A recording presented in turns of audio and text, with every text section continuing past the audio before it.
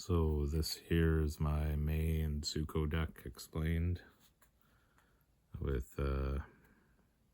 Mai and Zuko being the commander. Just a fun little deck. I've got a game-ending, hopefully game-ending piece, which I'll show at the end, but we've got Firebending 3, and you may cast ally spells and artifact spells as though they had flash.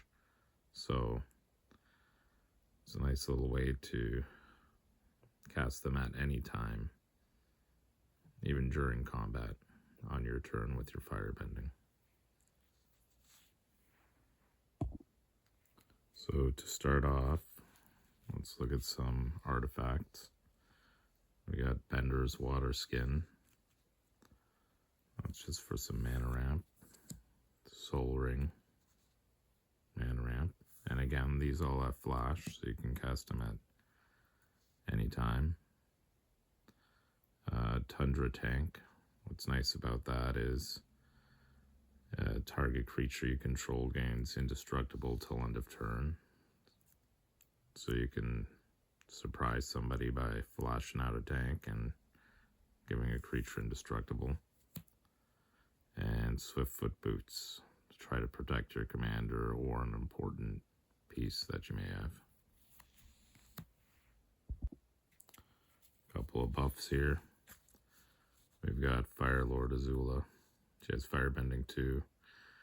Whenever you cast a spell with Fire Lord Azula, or when she is attacking, you copy that spell. So a lot of the allies in this are legendary, so if they have an enter the battlefield trigger, it'll work on that, but not much on anything else, except for the artifacts and artifact creatures that you may cast. We've got Smellerbee, Rebel Fighter. Other creatures you control have haste. Haste is very nice to have. Also, if Smellerbee attacks, you may discard your hand and draw cards equal to the number of attacking creatures. Just options. And Iroh, Firebending Instructor. When he attacks, attacking creatures get +1/+1 till end of turn. I put him in here because it's Iroh, and Iroh's cool. We've got some more Firebenders in this deck. The Fire Nation Palace will give target creature you control Firebending 4. The Fire Nation Occupation. When it enters, create a 2/2 red soldier creature token with Firebending 1. And whenever you cast a spell during an opponent's turn, create a 2/2 red soldier creature token with Firebending 1. So you will be able to do that with your artifacts and allies having flash. We've got a Firebending Student, where X is equal to this creature's power. Iroh, Dragon of the West. At the beginning of combat on your turn, each creature you control with a counter on it gains Firebending 2 till end of turn.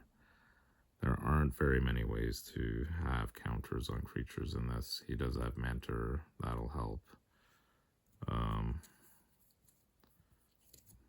One sneaky little trick is we've got Black Sun Zenith in this deck.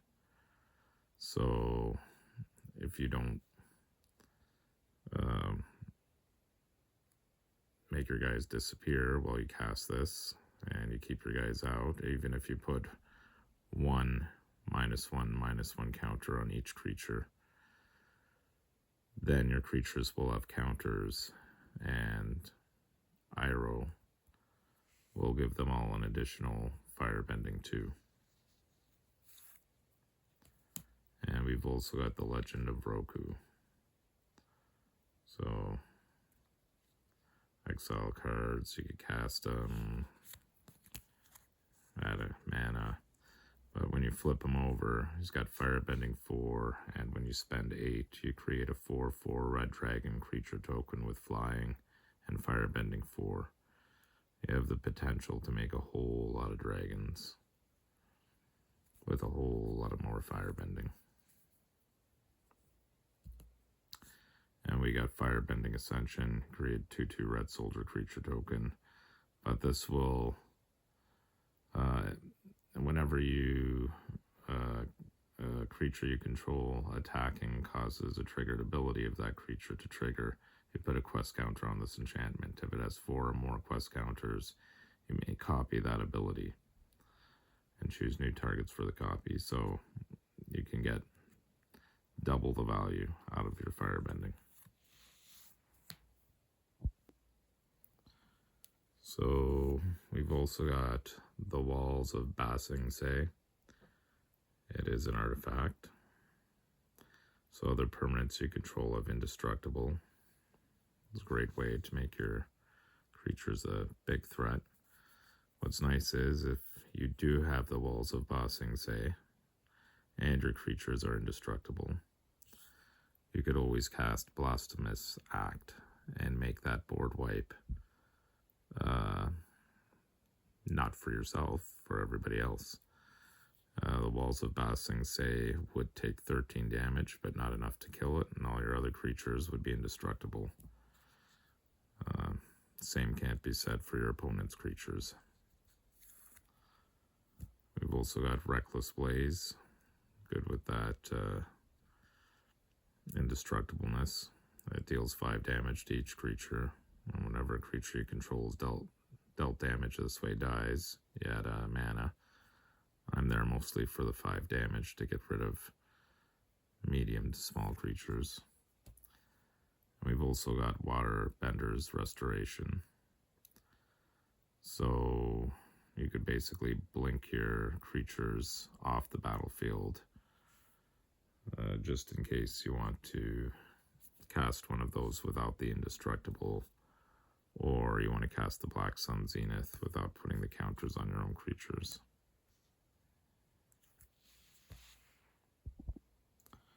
So we've got a whole lot of other things with some removal in it. The Cityscape Leveler. When you cast the spell, whenever this creature attacks, destroy up to 1 target non-land permanent. It's also an artifact, so you can flash it in. It's Crashing Wave. That's a good way to prevent creatures from blocking and distribute stun counters on them, so they gotta wait an extra turn. Fire Nation Drill. You may tap it when it enters and destroy a target creature with power 4 or less. Another removal. Ty Lee, the Artful Acrobat. When she attacks, you can pay 1 target creature can't block. Keep those big creatures from blocking. Lost Days. Again, removal.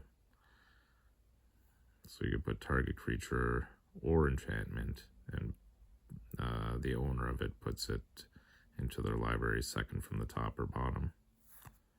Create a clue token too, but Meteor Sword.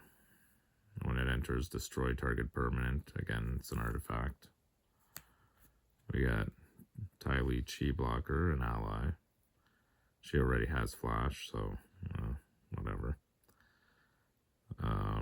When she enters, tap up to 1 target creature. It doesn't untap during its controller's untap step for as long as you control her. So if you can keep her alive, you can keep somebody else's creature basically unavailable. We got Rending Volley. It's kind of limited, but I thought it was cool. Deals 4 damage to target white or blue creature, and it does only cost 1 red, so it's cheap. Fiery Confluence. Choose 3. You can choose the same mode more than once. So you could deal a damage to each creature, deals 2 damage to each opponent, or destroy target artifact. It just gives you some options for removal or damage or ping damage. Water Whip. You can waterbend. Return up to 2 target creatures to their owner's hand, so you got some more removal. And draw 2 cards as a bonus. Last Agnikai, target creature you control fights target creature an opponent controls. If the creature the opponent controls is dealt excess damage this way, add that much red mana. Until end of turn, you don't lose unspent red mana as steps and phases end. That's, again, good removal. Deadly Precision, destroy target creature. Azula, Flame of Ember Island, destroy target creature of your choice, then destroy target creature of an opponent's choice. Most likely that creature will end up being Azula, but at least you can remove one creature. It's a chance. Redirect Lightning, just fun. Change the target of target spell or ability with a single target. Epic Downfall, exile target creature with mana value 3 or greater, so some more removal. And Honest Work. So, enchant creature opponent controls. When it enters, tap target creature. And if it had a lot of counters on it, you can remove all those counters. It loses all abilities and is a citizen with base power and toughness 1/1. But now they can tap it for a colorless mana.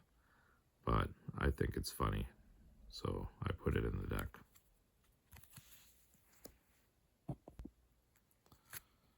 So we've got Princess Yu. She's an ally. If she dies, you can return her to the battlefield tapped under your control, and she's a land named Moon, and you can tap her for a mana. You can also tap her to scry too. It's just a fun little card. White Lotus Tile, artifact you can flash in on an opponent's turn, so you can untap it right on your turn. Add X mana of any one color, where X is the greatest number of creatures you control that have a creature type in common. That'll be either human or ally. Zuko, Seeking Honor, Firebending 1. Whenever you cast a non-creature spell, Zuko gains first strike till end of turn. Whenever Zuko deals combat damage to a player, put a +1/+1 counter on him. I just kind of put him in there because I thought he was cool, but he's got potential. Ko, the Face Stealer. This is one I also put in because I thought was cool, but when he enters, you can exile up to one other target creature, so you can remove something. Whenever another non-token creature dies, you may exile it, and when you pay 1 life, you can choose a creature card exiled with Ko. Ko has all activated and triggered abilities of the last chosen card. So if you have something, which we do, that you like the triggers of, well, you can exile it instead, and now you have a Ko having it. We got May, Jaded Edge. She's got Prowess, exhaust 3, put a double strike counter on her. I just put her in there because I like May. I like May and I like Ty Lee. And we got May, Scornful Striker. First strike, whenever a player casts a non-creature spell, they lose 2 life. Unfortunately, it's going to affect you as well, but it's a good threat. You can spend your fire bending or mana on other things other than casting spells, so you can put her out there and threaten the opponent to bring out more stuff. We got Longshot, Rebel Bowman. Non-creature spells you cast cost 1 less to cast, and whenever a non-creature spell, or whenever you cast a non-creature spell, Longshot deals 2 damage to each opponent. You can get some good ping damage in with some of the spells or artifacts that you do cast. A lot of these cards here will draw you cards in some way or form. The Blue Spirit, you may cast the first creature spell you cast each turn as though it had flash. A lot of these are allies anyway, but there's a couple of exceptions, including, well, I guess it doesn't really matter for the artifacts. And whenever a non-token creature you control enters during combat, draw a card. So you can do it on your own turn, or if you flash out during an opponent's turn, you may draw a card. Brainstorm, draw 3 cards, put 2 cards from your hand on top of your library. So it's just card drawing. As an additional cost, you can waterbend. And basically draw 2 cards. If the additional cost was paid, instead shuffle your graveyard into your library, draw 7 cards, and you have no maximum hand size. It's a good way to reutilize your grave if you wish. Katara, Bending Prodigy. If she's tapped during your end step, you get a +1 counter, waterbend 6, and you get to draw a card. It's a great way to spend mana if you have lots of it. Cathartic Reunion, just because it was an epic scene in the show, but it draws you 3 cards, although you got to discard 2. Prosperity, each player draws X cards. Nothing wrong with that. Coastal Piracy, whenever a creature you control deals combat damage to an opponent, you may draw a card. Abandoned Attachments, you may discard a card. If you do, draw 2. Fists of Flame, draw a card. Until end of turn, target creature gains trample and gets +1/+0 for each card you've drawn this turn. So if you happen to have a lot of card draw cards in your hand, this is a pretty good one to surprise the opponent with. Agna Aquila. Spend 3, tap it, you can draw a card and discard a card. Zuko Conflicted. At the beginning of your first main phase, choose one that hasn't been chosen and you lose 2 life. So on this one, you got some options. You can draw a card, put a +1 counter on him, or add a mana. Unfortunately, the last one is exile him, then return him to the battlefield under opponent's control. So, what can I say? Traitor. We got Zuko, Exiled Prince, Firebending 3, and if you pay 3, you can exile the top card of your library and play that card this turn. Hopefully it's an artifact or an ally. Katara, Seeking Revenge. As an additional cost, you may waterbend 2. But when Katara enters, you may draw a card. Then you discard a card unless you paid the additional cost. You're not going to get a big buff from the lessons because I didn't load this deck with lessons, but you have that card draw, and I just think Katara Seeking Revenge was a pretty awesome bit. And Sokka, Bold Boomeranger. When he enters, discard up to 2 cards, then draw that many cards. Again, it's card draw. You're only spending 2 to bring him out. He's an ally, so you could do it at flash speed with Mai and Zuko out. And whenever you cast an artifact or lesson, put a +1/+1 counter on him. So if you do bring out some more artifacts, you can buff him a little bit. So here we have Zuko's Conviction. It's got a kicker. You could return target creature from your graveyard to your hand if the spell was kicked. Instead, put that card onto the battlefield. So that's a great way to return something. Lost in Memories. It's got Flash. You could do it anytime. Enchant creature you control. Enchanted creature gets +1/+1 and has, whenever this creature deals combat damage to a player, target instant or sorcery card in your graveyard gains flashback till end of turn. So it's a good way to get renew value in your used sorceries and instants.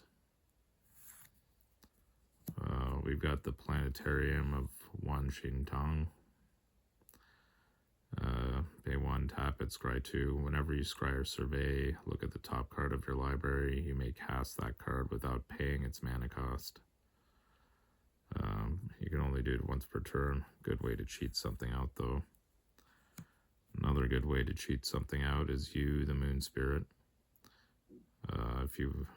She has Flying Vigilance, but if you waterbend 5 and tap her, you may cast a non-creature spell from your hand without paying its mana cost. It's a great way to cheat something out that's not a creature. And we've got the North Pole Patrol, so you can untap another target permanent you control, or waterbend 3 and tap target creature an opponent controls. I like the first option with you, the Moon Spirit, so we could use her again. And one thing that I'd like to use with you, the Moon Spirit, is Insurrection. Untap all creatures and gain control of them until end of turn. They gain haste until end of turn.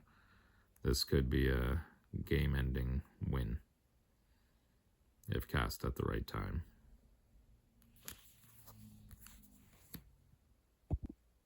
So almost getting to my other alternate win. We've got Secret Tunnel.